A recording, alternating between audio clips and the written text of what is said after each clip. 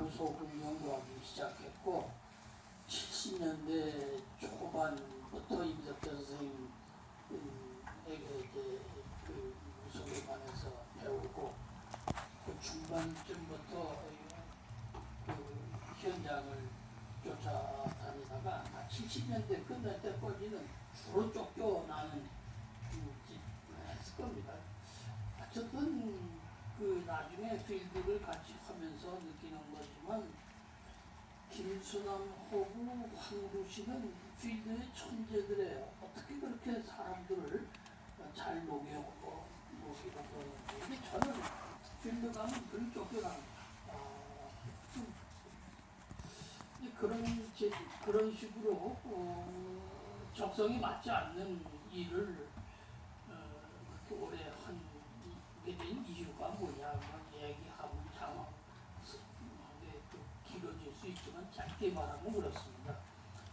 교육학이라는 학문은 사람은 교육에 의해서 사람답게 형성된다라는 대전제 밑에서 만들어진 학문입니다.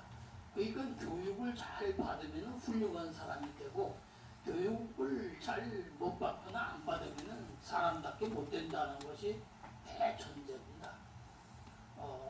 그런데 제가 30대 젊은 나이 때 68년 때 대학원 다니고 이럴 때 어떤 생각이 드는가 하면 한국 사람들이 이렇게 교육열이 높고 교육에 열심인데 어째서 교육 많이 받은 한국 사람들 중에 이렇게 나쁜 놈들이 많을까?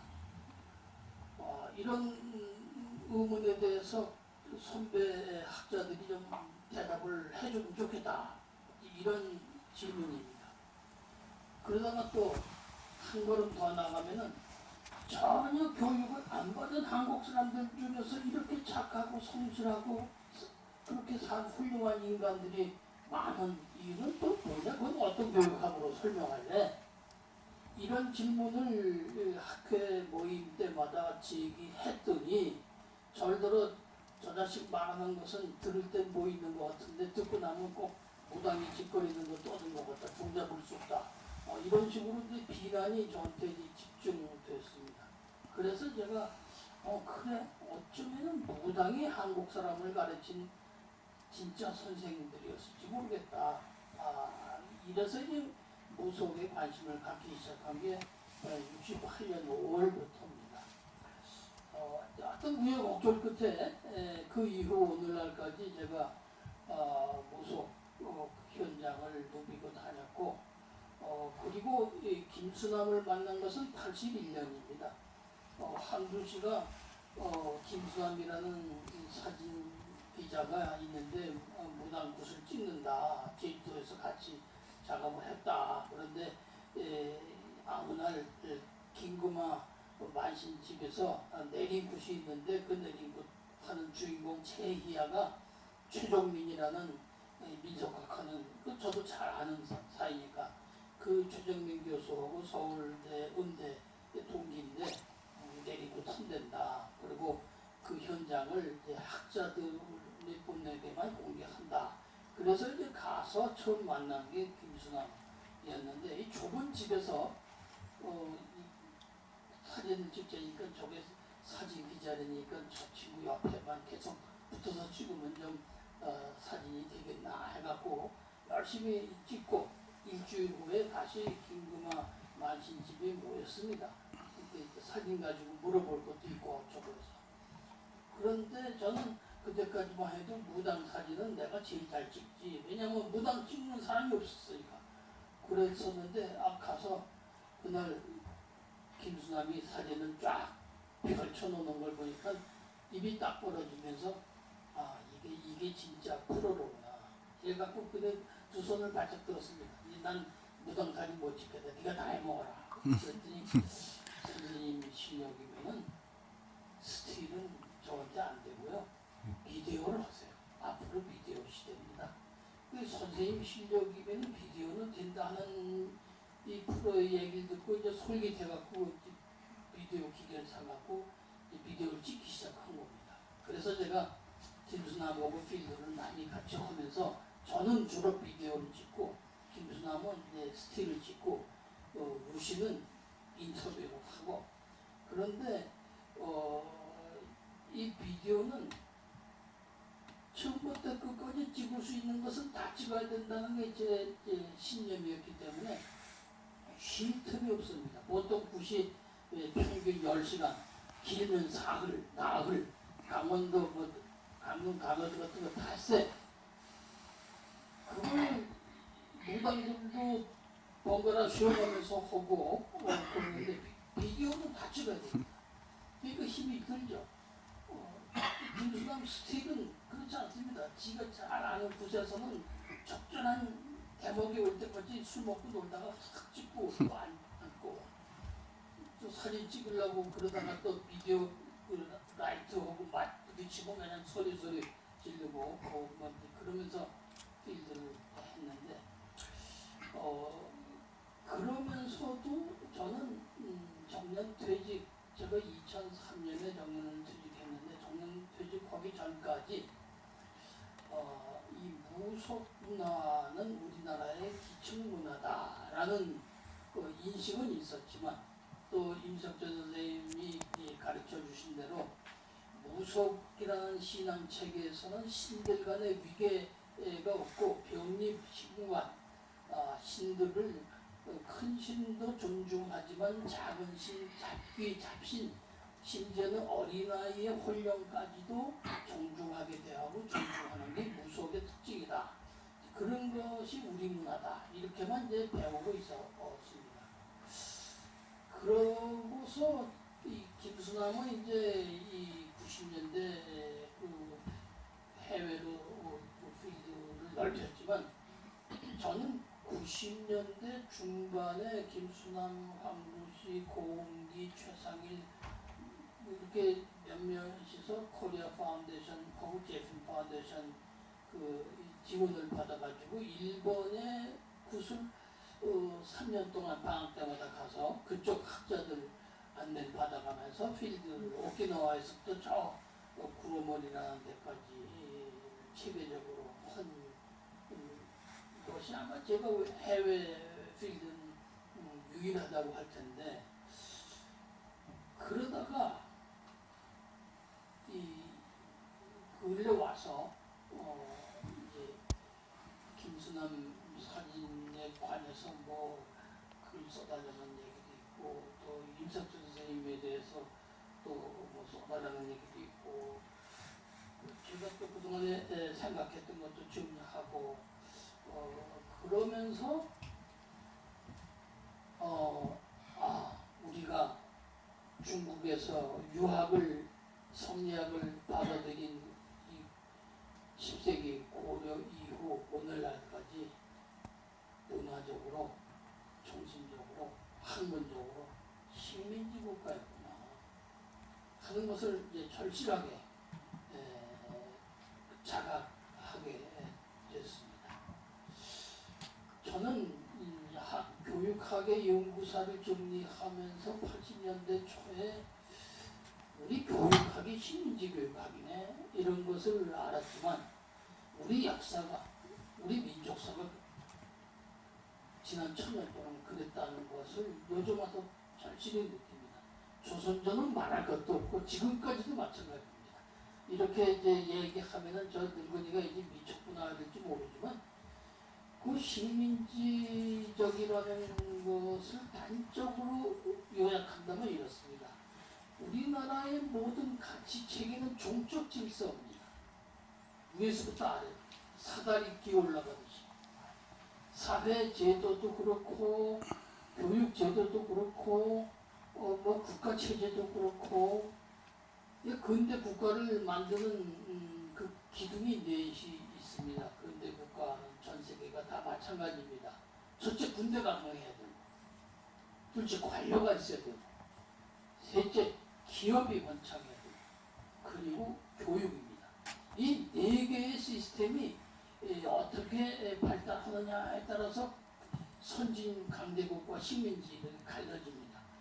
그런데 그 네 개의 시스템이 다 똑같습니다. 질서가 종적 질서입니다. 하향식으로. 그리고 이렇게 분업적입니다. 우리나라의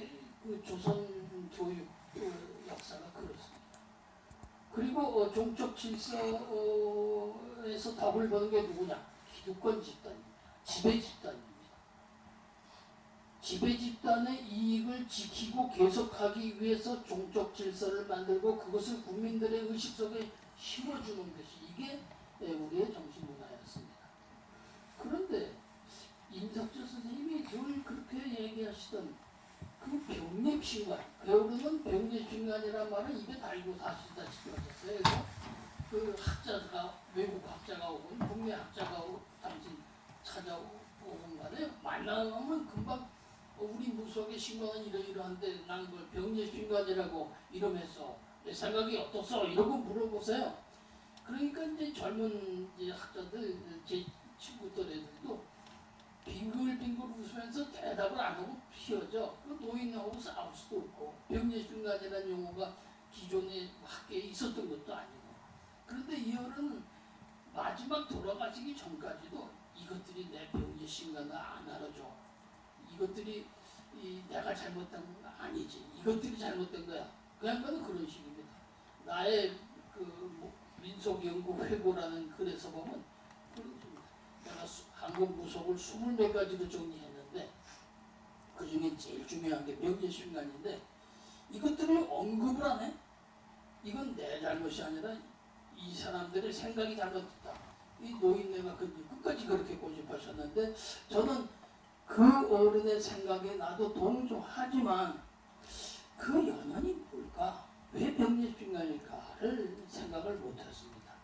그러다가 이제 최근에 와서 생각된 게 우리 민족이 그때 제레드 다이아몬드라는 사람이 쓴 총준세라는 책을 보면은 인류가 아프리카에서 탄생해가지고 이렇게 진화하면서 중동 지방에서 농경 문화를, 목축 문화를 만들면서 권력이 커지면서 분산합니다.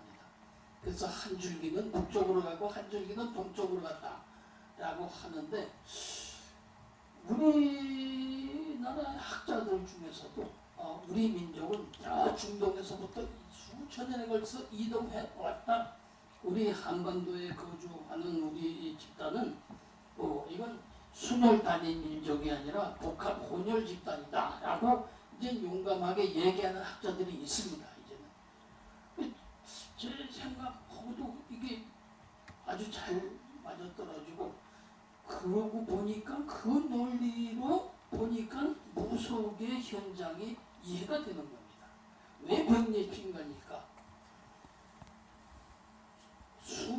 오랜 세월 동안 집단이 이동해 오면서 온갖 핍박과 순환과 학살과 질병과 이런 것을 겪게 마련입니다. 그 겪을 때마다 그럴 때마다 어떻게 살아남느냐를 그 지혜를 자손들에게 물려주는 것은 싸우는 남자들이 아니라 키우는 여성들이 어머니들입니다. 우리 민족사에서도 아주 비록 편견으로밖에 안 남아있지만 사실은 국제신화들 속에 여성의 흔적이 있습니다. 그러니까 어떻게 보면 민족 역사의 주인공들은 여성이었을 거다. 그런데 그것을 이 역사를 지배하는 남성들은 유교적 가치관을 가지고 그냥 삼국사기 뭐 이런 거 만들었는데 여성들은 그걸 전달해 줄 어떤 시스템을 못 가지고 있는 여성들의 그 생존의 지혜를 물려준 것이 이 무속 문화가 아니냐. 그래서 무속 문화는 여성성이 아주 강한 문화고 우리나라의 민족의 시원에서부터 오늘날까지 이 역동적인 집단, 한강의 기적을 만들어낸 이 집단의 그 근원을 이해하기 위해서는 무속을 알아야 되는데 그것은 그러한 그 수천 년의 그 이동과 같이 생각해 보면 좀 해석이 될 수 있겠다. 요즘 와서 그렇게 생각을 합니다. 그 임석재 교수의 병립신간도 바로 그런 거 아니냐. 이동하면서 만나는 그 외부로부터의 온갖 힘들, 그들 사이의 위계 질서가 아닙니다. 만날 때마다 그들과 화해하고 타협해서 내가 살아남는 지혜를 가르쳐주는 것이 이게 무속 의식이 갖는 구식 않는 교육 프로그램이 아니냐 이런 생각을 요즘 합니다. 그러고 보니까 우리나라에서는 학문의 역사, 이론의 역사가 늘 연역적이었습니다. 위에서부터 아래로 공자님 말씀을 자손들이 배우게 귀납적으로 현장에서부터 연구가 시작되고 현장에서부터 조사를 하고 자료를 모아서 그 현장에 있게끔 된 그 논리를 찾아 거꾸로 올라가는 그러한 연구의 역사는 우리는 없습니다. 요즘 뭐 공부꽤나 한다는 사람들이 신학자들의 문서를 읽으면서 아주 대단한 것처럼 또 저는 그거 우습게 합니다. 신학자들 때 비로소 현장에 가서 현장 자료를 수집했다고 사실입니다. 권력으로부터 쫓겨났으니까. 그래서도 그들은 그 자료를 가지고 국가 경영과 뭐 이런 것을 위해서 책을 쓸 적에 단 한 줄도 한글로 쓰지 않았습니다. 세종이 한글 만든 지가 언젠데. 그래서 나는 문화식민지의 역사다라고 보는 겁니다.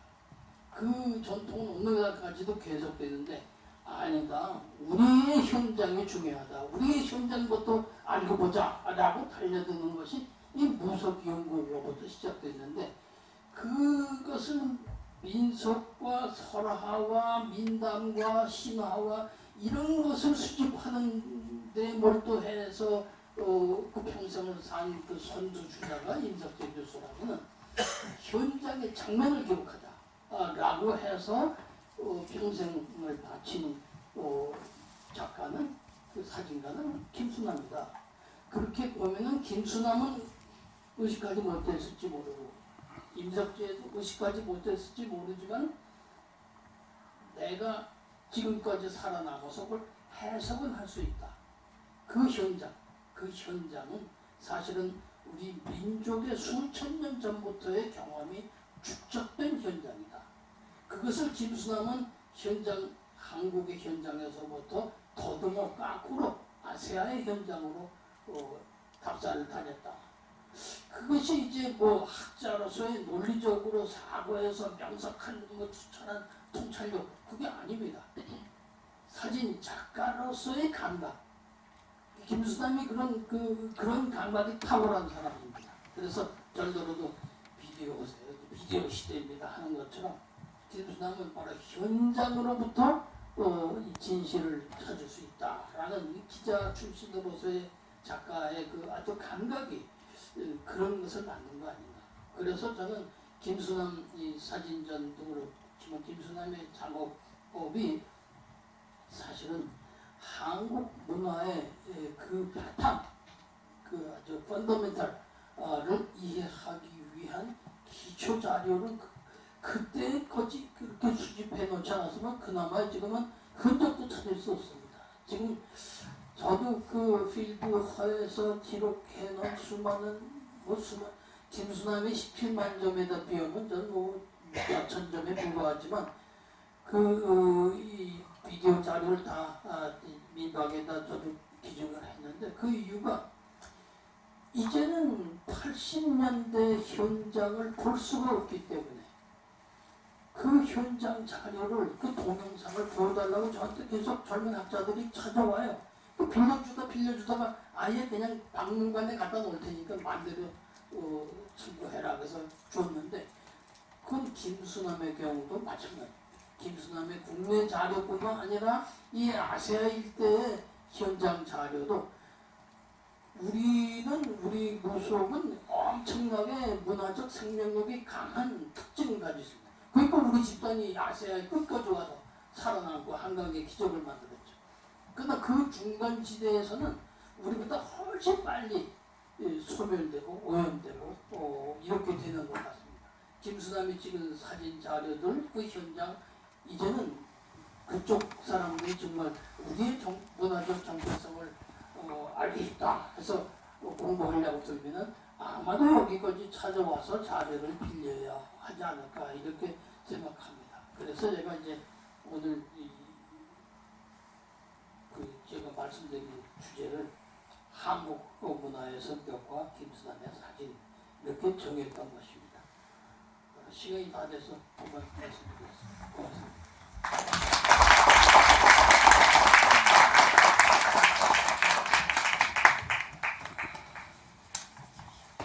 지금까지 네 분의